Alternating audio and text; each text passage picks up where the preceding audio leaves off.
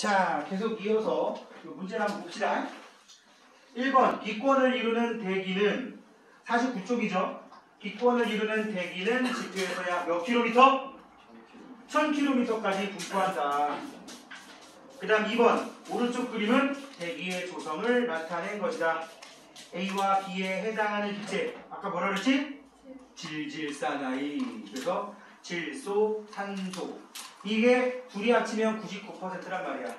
조심해야 될 거는 우리가 사는데 필요한 기체가 산소다 보니까 산소가 왠지 제일 많을 것 같은데 산소가 한 20% 조금 넘는 정도밖에 안 된다는 거 그거 조심하시고요. 3번, 가에서라 각 층의 이름을 쓰시오. 밑에서부터 돼 있냐 위에서부터 돼 있냐 잘 확인하고 보셔야 됩니다. 가는 대륙권, 나는 성층권, 다는 중간권, 라는 열권이라고 하시면 되겠죠? 그 다음에 이름 지금 얘기했으니까 대기가 안정한 층을 골라라. 안정하려면 위로 올라갈수록 기온이 높아져야 돼, 낮아져야 돼? 안정하려면 위로 갈수록 기온이 높아져야 됩니다. 그죠? 그래야지만 밀도 큰 애가 밑에 있고 밀도 작은 애가 위에 있어서 안 올라가고 안 내려온다 그래서 성층권과 열권이 안정한 층입니다. 그죠? 그 다음에 대류가 잘 일어난다. 지금 방금 얘기한 거랑 반대 거 고르면 돼. 뭐죠? 대륙권과 중간권. 그지?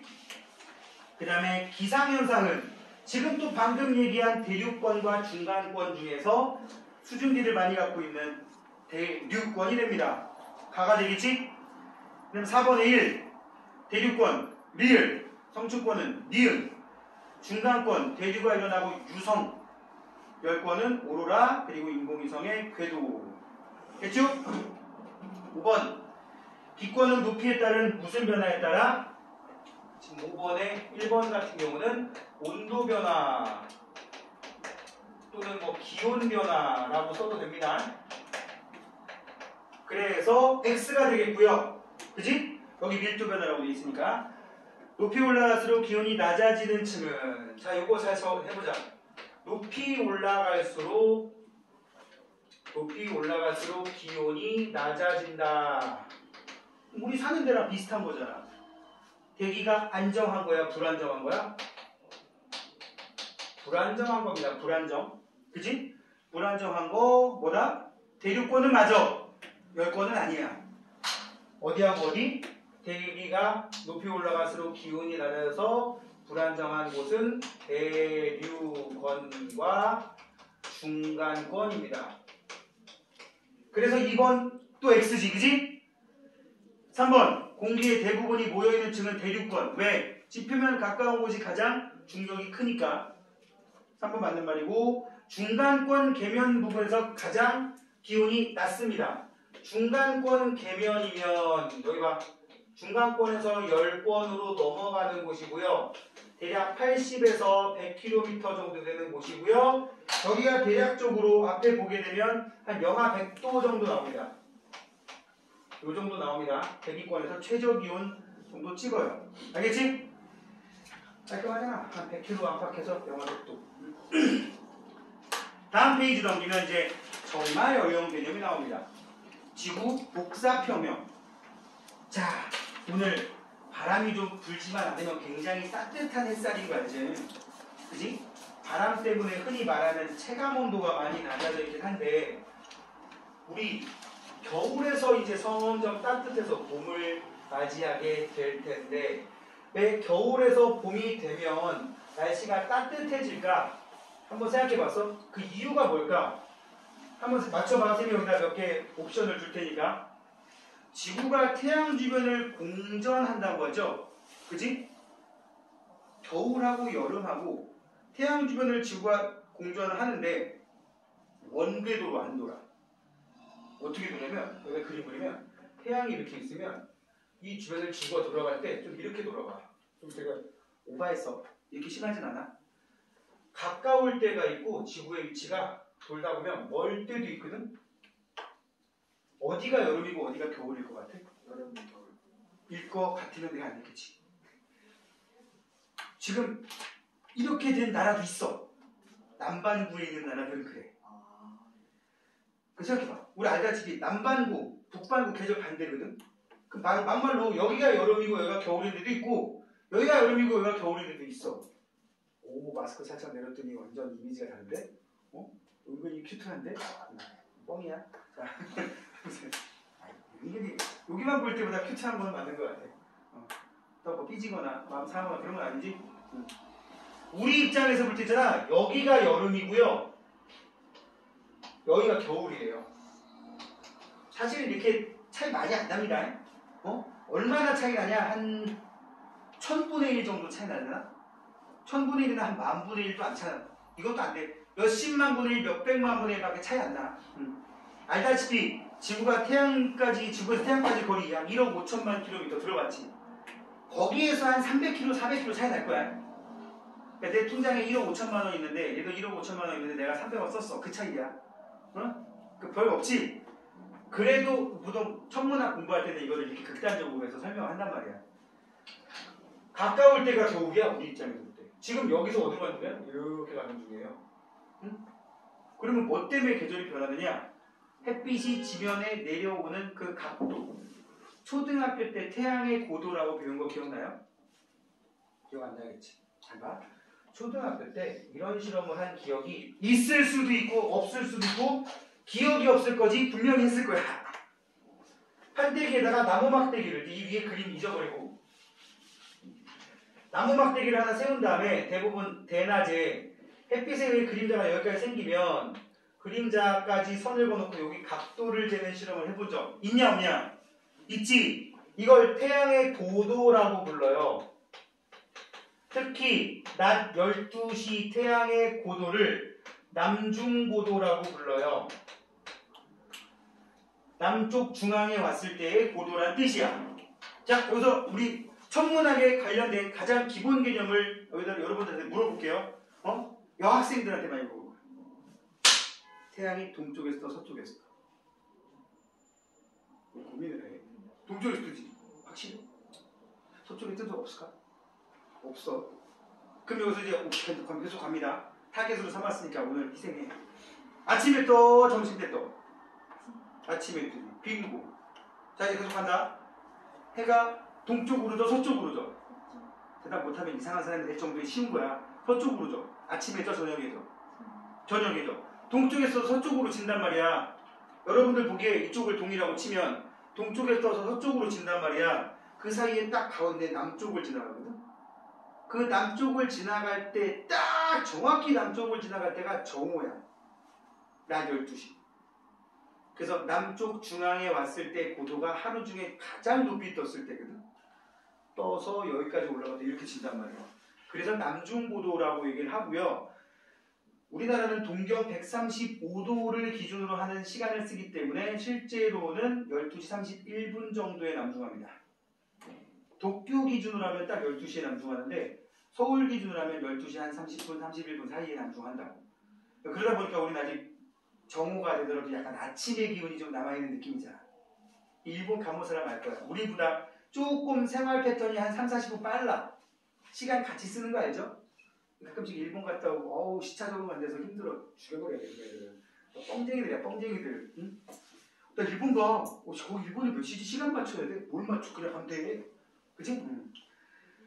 아무튼 이 남중고도가 계절을 결정한단 말이야. 거리가 결정하는 게 아니라. 참고로 뭐 내가 남중고도 계산하는 식을 써줄 수 있는데 그건 안 하려고. 그럼 괜히 이 과학을 싫어하는 계기가 돼요. 또 계산해야 돼? 이렇게 된단 말이야.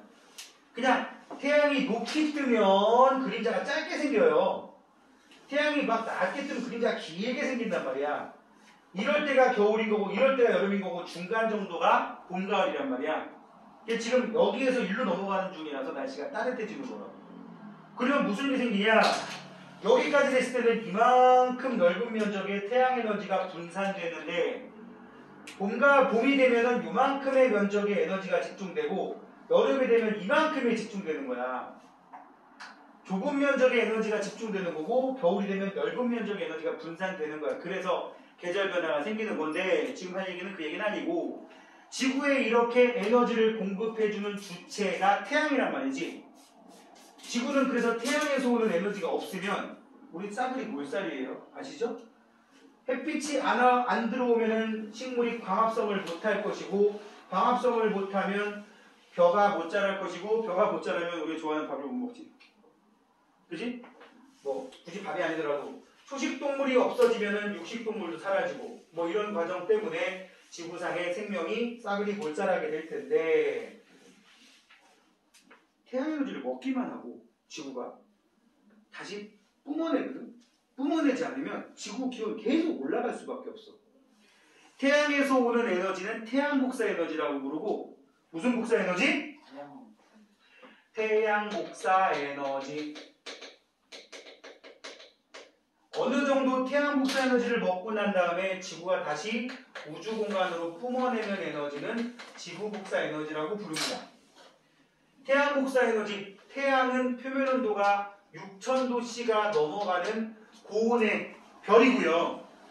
지구는 표면 온도를 섭씨 온도로 치면은 15도에서 평균 온도 16도 정도에 해당하는 저온의 행성이란 말이야. 그지? 그래서 먹을 때 에너지 형태와 뿜어낼 때, 다시 방출할 때 에너지 형태가 달라. 아무튼 다르더라도 이 두 개가 어때야 돼요? 전문 용어 쓸 거야. 태양에서 오는 만큼을 다시 뿜어내야 지구의 평균 기온이 늘 일정하게 유지된단 말이야. 전문 용어로 쌤이어야 된다고. 알았어? 전문 용어 아니야. 이 두 개가 쌤이어야지만 지구의 어느 정도의 에너지가 항상 머무는 상태에서 먹는 만큼 버려야 된단 말이야. 이 과정을 우리는 뭐라고 한다? 지구의 복사평형이라고 불러요. 이게 균형이 깨져서 만약에 흡수하는 태양 복사 에너지가 많아진다, 또는 방출하는 지구 복사 에너지가 많아진다. 얘가 많아지면 지구 기온 계속 올라갈 거야. 얘가 많아지면 지구 기온 점점 낮아지겠지. 그런데 어느 정도 선에서 두 개가 밸런스를 맞추고 있다고요. 그게 복사 평형이에요. 책 볼까요? 50페이지. 복사 에너지, 물체. 참고로 선생님도 복사 에너지 뿜어내고 있습니다. 내 체온 정도에 해당하는. 그지? 물체의 표면에서 복사에 의해, 오늘 전도, 대류, 복사까지 얘기 다 하네. 복사는 에너지 전달 방법 중에서 어떤 전달이야? 매질의 도움 없이 직접 전달하는 거. 그지? 그러니까 반말로 내가 이 근처에 쓱 가면서 체온 때문에 얘가 옆에 와 있구나라는 걸 싹 느낄 수 있잖아. 그지? 그래서 기분이 더러워지지. 나도 마찬가지야. 이런 게 복사 에너지고. 기분 좋아져? 더러워져? 대답을 못하겠지. 네. 더러워진다 그래. 자, 그런 게 복사 에너지 때문인 건데, 복사 평형 여기 줄까? 줄 봅시다. 물체가 흡수하는 복사 에너지 양과 방출하는 복사 에너지 양이 같아서 온도가 일정하게 유지되는 상태. 그래서 지구의 평균 기온 대략 요 정도 선에서 계속 유지가 됩니다. 물론 지구가 대기가 있기 때문에 이런 현상이 나타날 수 있어요. 대기가 없으면 이거보다 훨씬 낮은 온도에서 평형이 이루어질 거라고. 이게 원래 태양 정도의 6000켈빈에 해당하는 6000도씨에 해당하는 에너지를 뿜어내는 별에서 1억 5천만 킬로미터 떨어진 지구 정도 거리에 대기가 없는 행성이 있다면 평균 기온이 영하 20도 정도 돼야 정상이래요. 근데 대기가 있는 바람에 무슨 일이 일어났다? 어느 정도의 에너지를 늘 머금고 있는 거야. 이렇게 생각할 수도 있어. 그걸 비유적으로 표현하면 지구가 처음 생겼을 때는 밑 빠진 그릇이었어. 밑 빠진 그릇. 위에다가 내가 물을 1리터를 부으면 1리터 다 빠져나가는 거야. 그런데 지구의 대기권이 형성되면서 이게 밑이 점점 막힌 그릇으로 바뀌었어. 그래서 이게 용량이 10리터라고 쳐봐. 그럼 계속 물을 부으면 10리터까지 들어가기만 하겠지. 지구 탄생 초창기에는 그렇게 들어오는 에너지가 훨씬 더 많았다는 얘기야. 근데 물이 10리터가 수조에 꽉 찼어. 그러니까 여기 10리터에 해당하는 물이 가득 찼어. 물을 때려 부었더니 10리터에 해당하는 용량이라고 쳐봐. 근데 내가 물을 계속 넣었다고 쳐. 10리터 꽉 찬 상황에서 내가 예를 들어서 3리터의 물을 집어넣으면 어떻게 될 것 같아? 3리터가 그대로 넘칩니다. 그죠? 4리터를 넣으면 4리터 넘치지. 이렇게 태양에서 들어오는 에너지를 유입되는 이걸 태양 복사 에너지라고 한다면 지구는 그 안에 10리터를 늘 갖고 있고 그만큼을 그대로 버려. 이거를 우리 뭐라고 얘기할 수 있다? 지구 복사 에너지라고 얘기를 할 수가 있단 말이야. 그래서 먹는 만큼 버리는 상태. 지구에는 항상 이만큼이 머물러 있지. 대기가 없으면 여기가 제로 상태인데 늘 이만큼 머물러 있단 말이야. 10리터는 아니고 이건 예를 든 거고. 이런 식으로 지구 대기가 먹는 만큼 버려서 늘 일정한 상태를 유지하는 거를 복사평형이라고 얘기를 한다고요. 알겠지? 그래서 여기 지금 되게 어려운 말이 있는데 요거 오늘 하는 것 중에 제일 중요한 거야. 그림 잘 보세요. 지금 쌤이 오늘 사실은 니네 반 수업이 오늘 개강한다는 거를 오늘 들었어. 응? 계속해서 출석부를 잘못 만들어줘가지고 쌤 출석부상에 니네 반이 지금 없거든. 오늘 들어버리는 바람에 만약에 오늘 안 듣고 어제라도 들었으면 내가 지금 여기다 뭐가 PPT를 하나 띄웠을 건데 요거 띄웠을 거야 요거. 응? 일단 쌤이 이거 다음 시간에 한 번 더 할 테니까 알았지? 오늘은 쌤이 말하는 것만 들어봐. 여기 그림 속에 나와 있는 거를 쌤이 좀 표시를 해볼게요. 왼쪽에 태양 복사 에너지라고 되어 있습니다. 그죠? 여러분들 책에는 노란색으로 되어 있을 거예요. 그지? 태양 복사 에너지 100이라고 되어 있지. 이거를 이렇게 표시를 해볼게. 이게 그림상으로 나올지 모르겠는데 지표면이라고 놓고 여기는 지구의 대기권인 거야. 대기권.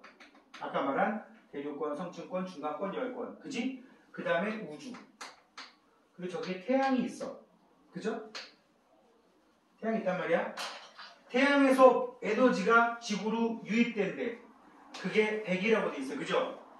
그러니까 태양에서 오는 에너지를 100%라고 놓은 거예요. 태양에서 여기 지금 선생님 점선 그은데 내가 점선을 두 줄로 넣고 하나 더 넣어볼게. 여기까지가 지구야. 여기까지가 지구가 되는 거고요. 이건 지구 바깥인 겁니다. 태양에서 지구로 들어오는 게 100이면 나중에 지구가 우주 공간으로 내보내는 에너지도 총 100이 돼야지 복사평형이 이루어지는 거예요. 그죠? 이게 일단 원칙적인 아주 근본적인 전제입니다.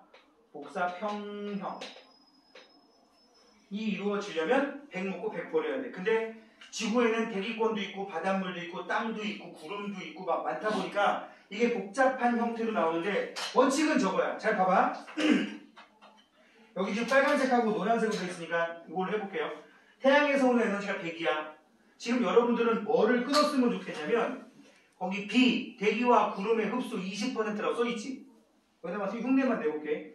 B, 대기와 구름의 흡수 해가 써있어. 여기다가 이렇게 경계를 하나 끊어봐. 무슨 말인지 알겠지? 노란색 화살표하고 빨간색 화살표를 끊어보라는 얘기야. 오케이? 제대로 끊었나 확인해볼까? 오케이, 잘 끊었어요. 어디? 그 그림 두 개 다 끊어보라고. 빨간 화살표랑 아니 세로로. 그렇지, 여기까지. 빨간 화살표랑 노란 화살표를 한번 끊어보라고요. 오, 됐어. 잘했어. 오케이, 딱 끊었지? 끊었을 때 이 왼쪽에 있는 애들은 대부분 노란색으로 돼 있잖아. 이 녀석들은 뭐냐면 태양 복사를 가지고 장난친 거야. 잘 봐봐. 우주에서 지구, 여기가 지구의 경계랄까. 지구로 들어온 게 100이야. 그지? 그 100 중에서 대기와 구름에 흡수되는 게 20이라고 되어 있습니다. 그지? 그리고 지표면에 흡수되는 게 몇이라고 되어 있어요? 50이라고 되어 있어요. 그지?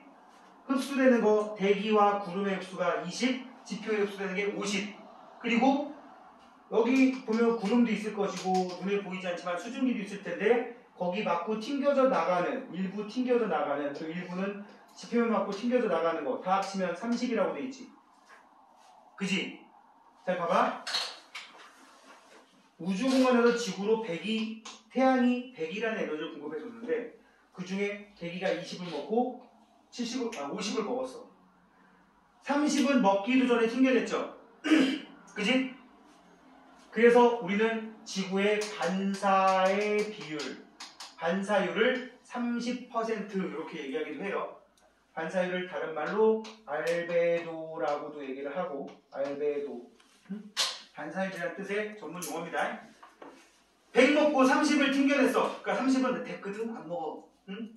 튕겨낸 거야. 뭐 지표면이 하얗면 많이 튕겨낼 거고, 검은색이면 덜 튕겨내겠지, 뭐, 그치? 요거는 이제 세월에 따라서 지구 표면의 변화에 따라 달라질 수도 있는데 현재 지구가 대체로 이 상태란 얘기야. 그럼 흡수한 게 몇이야? 70이지. 그럼 결국은 100을 내보낼 필요가 없어요. 먹은 게 70이면 70만 내보내면 되잖아. 그래서 여기 나가는 화살표에 뭐라고 돼 있냐? 우주로 방출, 우주로 방출 합쳐서 70이라고 돼 있습니다. 그죠? 결론은 뭐냐? 여기 보세요. 요 하얀 선을 기준으로 지구로 들어온 게 70. 30은 먹기도 전에 튕기겠습니까? 버리는 것도 70. 지구 전체와 우주 공간의 복사 평형이 이루어졌지. 여기서만 끝이 아니야. 그래서 이게 복잡해. 이제부터 정신 바짝 차리고 들어야 돼.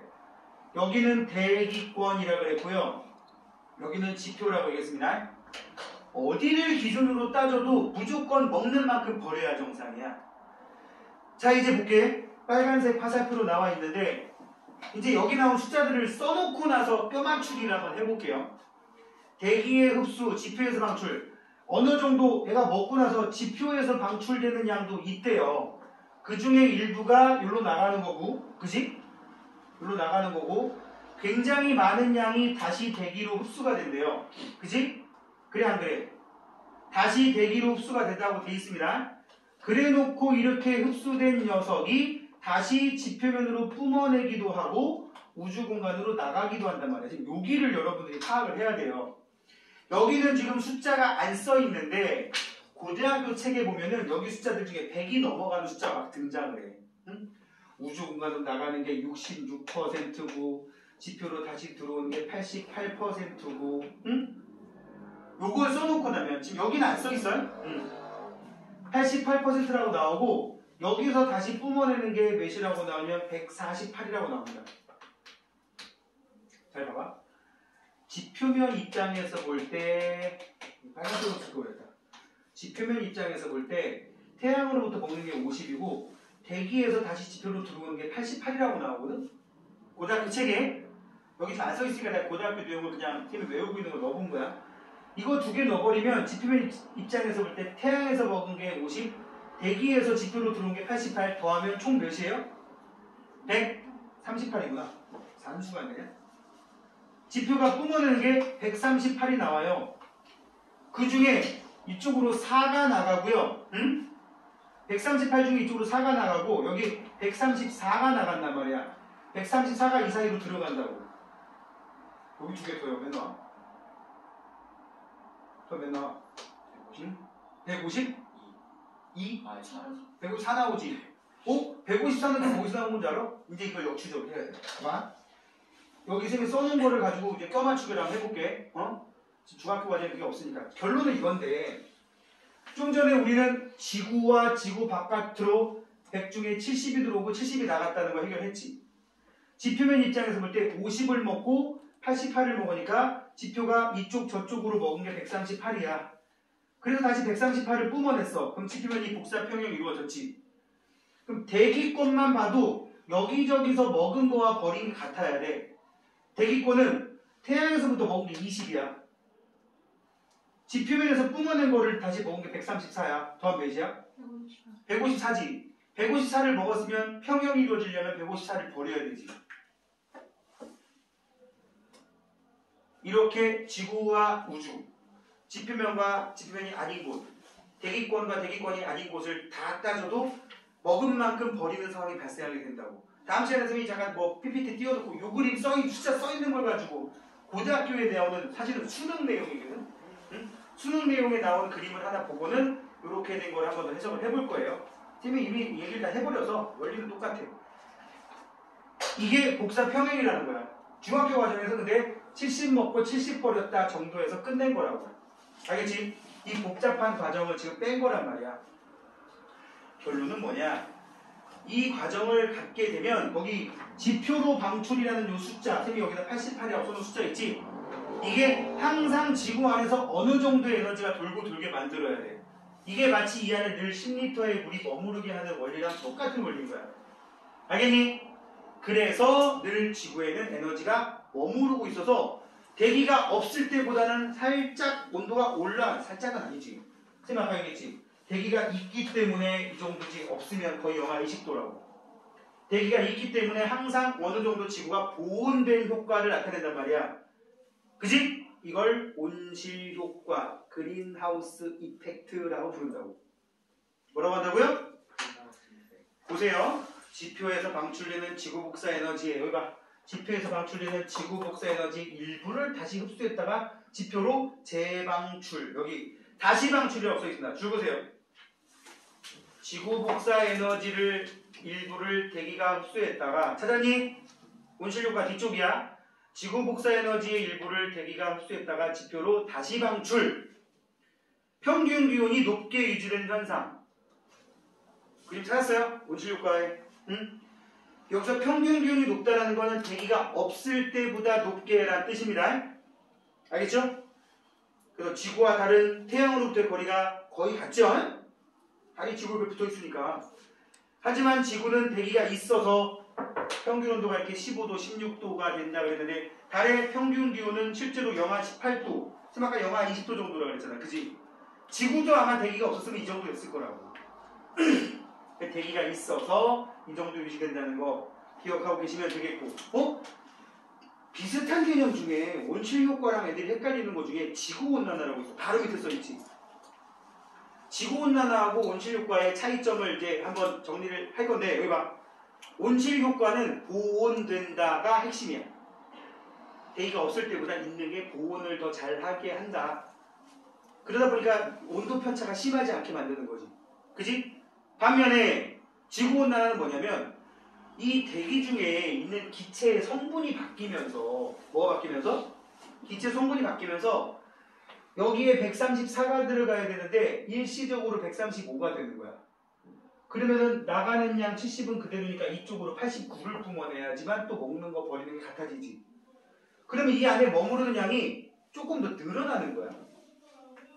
여기다 생각하면 이 수조의 크기가 점점점 커져서 10.1리터, 10.2리터, 10.3리터 점점점 부피가 커지면서 지구 안의 에너지의 총량이 좀 늘어나는 거지. 그래서 지금 지구의 평균 기온이 15도, 16도랬는데 17도로, 18도로 높아지는 게 지구온난화란 말이야. 그러니까 온실효과가 좀 긍정적인 느낌이라면 지구온난화는 부정적인 느낌인 거지. 이해가요? 무슨 말인지? 자, 보세요. 대기 중에 온실기체 양이 증가하면서 누구 때문에? 니들 때문에. 그래 안 그래? 응? 이산화탄소 좀 뿜어내지 말란 말이야. 그럼 죽으란 얘기냐? 그건 아니고. 응? 좀 그 화석연료 좀 그만 떼란 얘기지. 그래 안 그래? 그게 되냐? 죽어 죽겠네. 그지? 대기 중에 온실기체 하면 딱 떠오르는 게 이산화탄소. 뭐 써있지? 이거 말고 메테인도 온실기체고요. 프레온가스도 온실기체고요. 여러분에게 약간 충격을 준다면 수증기도 온실기체입니다. 수증기도. 니네 물이 비열이 되게 큰 물질이야. 비열이 뭐야? 그치, 온도 변화. 그러니까 열 에너지를 되게 많이 가두고 그런 애들이란 말이야. 그 수증기도 비열이 커서 열 에너지를 되게 많이 가두고 있는 물질이 된다고. 그 온실기체 보통 2개 그러면 이산화탄소, 메테인, 하나 더 가면 수증기, 더 가면 프레온가스도. 근데 뭐 이거 요새 이거 배출하면 깜깜하니까. 프레온. 예. 왜요? 집에서 배출해? 집 어디야? 일단 프레온가스 구할 곳도 없어 지금은. 구할 수 있는 쉬운 예를 들어주면 엄청나게 오래된 옛날 시골에나 갔으면 있을 법한 한 40년 된 그 아이스크림 냉장고. 아니면 진짜 시골 할머니네 가면 있는 말도 안 되는 한 80년대 냉장고나 전자레인지 아니고 냉장고. 골드스타라고 써있는 냉장고가 가끔 있습니다.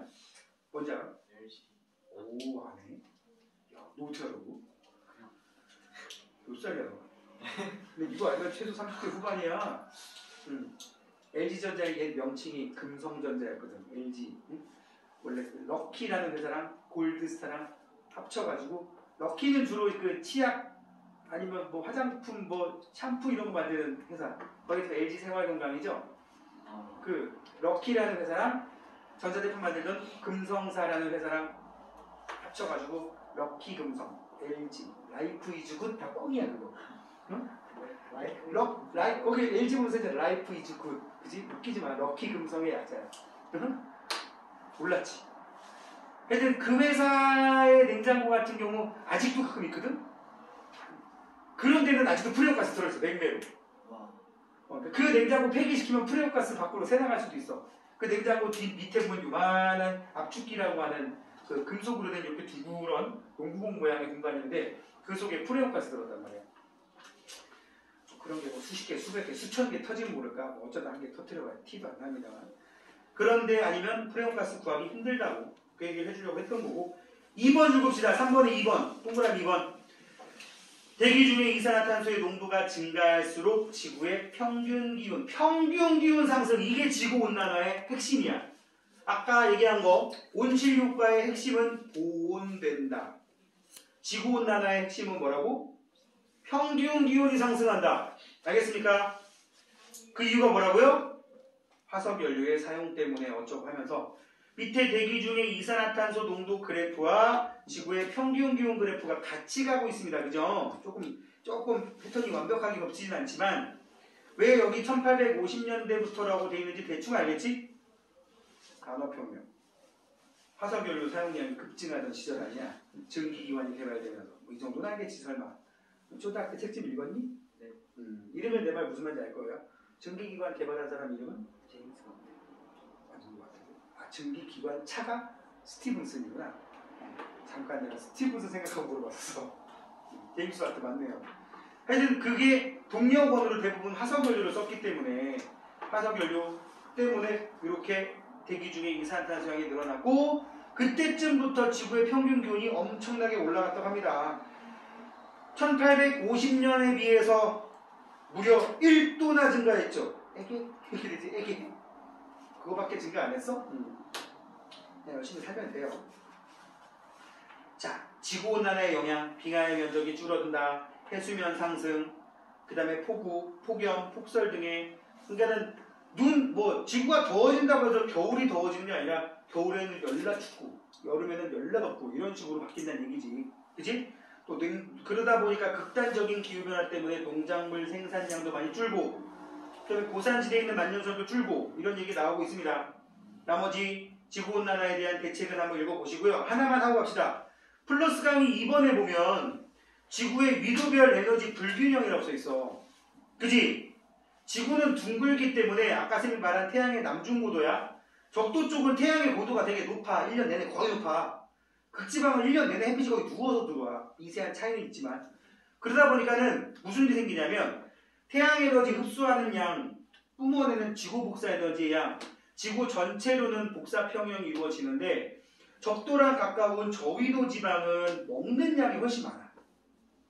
반면에 저 극지방, 고위도 지방에 가면 방출하는 양이 오히려 더 많아져요. 그 얘기 뭐냐면 저위도 지방, 여기서 저위도는 적도 근처야. 우리나라 같은 곳은 중위도라고 부르고 저 극지방은 추워. 에너지가 부족하니까. 이 상태가 계속 유지되면 적도는 계속 더 뜨거워질 것이고 극지방은 계속 추워질 거야. 근데 그 지경이 일어나진 않지. 그치? 왜 그래? 남아도는 에너지를 부족한 쪽으로 전달해주는 메커니즘이 있단 말이야. 그게 뭐야? 해류, 대기의 순환. 그 날씨 변화가 생기는 것도 에너지를 부족한 쪽으로 전달해주는 그런 과정이 생기는 거고 태풍이 발생해서 고위도로 올라가는 것도 짧은 시간 동안에 많은 양의 에너지를 전달해야 될 상황이 생기니까 지구가 스스로 그런 상황을 만들어내는 거라고. 마치 살아있는 생명체, 유기체처럼. 저위도의 에너지를 고위도로 전달해주는 대기, 즉 바람, 해류 등이 그 상황을 서로 상쇄시켜줘서 전체적으로 평형을 이루게 해준다라는 게 지구의 복사평형의 핵심이 되겠습니다. 다음 시간에 오실 때 오늘 세미나는 여기까지 하고 뒤에 개념 쏙쏙 풀고 채점해 오시고요. 세미나 다음 시간에 이 복사평형 따지는 거 한 번 정도 더 훑어본 다음에 뒤에 문제를 풀 테니까 물론 숙제는 그 뒤까지야. 57초까지. 51부터 50. 예. 자, 오늘 여기까지 하겠습니다. 세미나는 이어서 딴 세미나 또 수업을 하게 될 거고 질문.